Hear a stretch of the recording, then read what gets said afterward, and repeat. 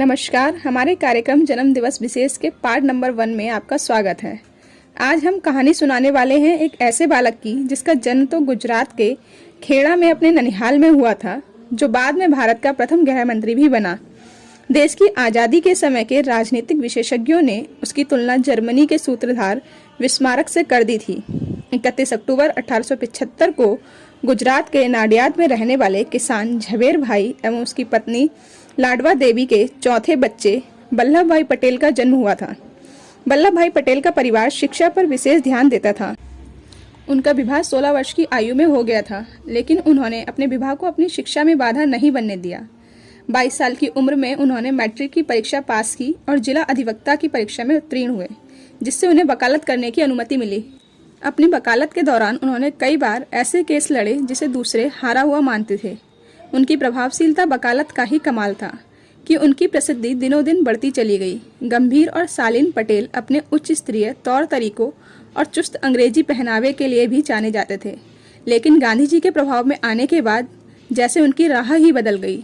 1917 में मोहनदास करमचंद गांधी के संपर्क में आने के बाद उन्होंने ब्रिटिश राज्य की नीतियों के विरोध में अहिंसक और नागरिक अवज्ञा आंदोलन के जरिए खेड़ा, बरसाड़ और बारदौली के किसानों को एकत्र किया। अपने इस काम की वजह से देखते ही देखते वह गुजरात के प्रभावशाली नेताओं की श्रेणी में शामिल हो गए। जन कल्याण और आज़ादी के लिए चलाए जाने वाले आंदोलनों में उनकी महत्वपूर्ण भूमिका के चलते उन्हें भारतीय राष्ट्रीय कांग्रेस में महत्वपूर्ण स्थान मिल गया। गुजरात के बारदौली तालुका के लोगों ने उन्हें सरदार नाम दिया और इस तरह वह सरदार वल्लभ भाई पटेल कहलाने लगे। भारतीय स्वतंत्रता संग्राम में वह कई बार जेल के अंदर बाहर हुए। हालांकि जिस चीज के लिए इतिहासकार हमेशा सरदार वल्लभ भाई पटेल के बारे में जानने के लिए इच्छुक रहते हैं, वह थी उनकी और जवाहरलाल नेहरू की प्रतिस्पर्धा थी। आप सभी जानते हैं आज़ादी में सरदार वल्लभ भाई पटेल की महत्वपूर्ण भूमिका। भारत आज़ाद तो हो गया था, पर उसे यह आज़ादी पाकिस्तान की कीमत पर मिली थी और उनके सामने चुनौती थी अपनी छोटी छोटी रियासतों को एक करने की, वरना एक बड़े भारतवर्ष का सपना शायद चकनाचूर हो सकता था। ऐसे में सरदार वल्लभ भाई पटेल ने रियासतों के प्रति नीति को स्पष्ट करते हुए कहा कि रियासतों को 3 विषयों सुरक्षा, विदेश तथा संचार व्यवस्था के आधार पर भारतीय संघ में शामिल किया जाएगा। सरदार पटेल ने आज़ादी के ठीक पूर्व संक्रमण काल में ही बीबी मेनन के साथ मिलकर कई देशी राज्यों को भारत में मिलाने के लिए कार्य आरंभ कर दिया था।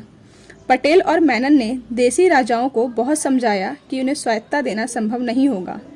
इसके परिणाम स्वरूप 3 को छोड़कर से सभी रजवाड़ों ने स्वेच्छा से भारत में विलय का प्रस्ताव स्वीकार कर लिया।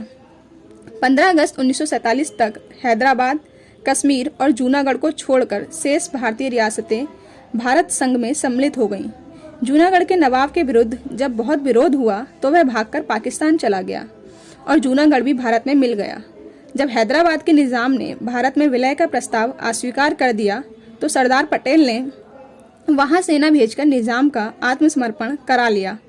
गृह मंत्री बनने के बाद भारतीय रियासतों के विलय की जिम्मेदारी उन्हें ही सौंपी गई।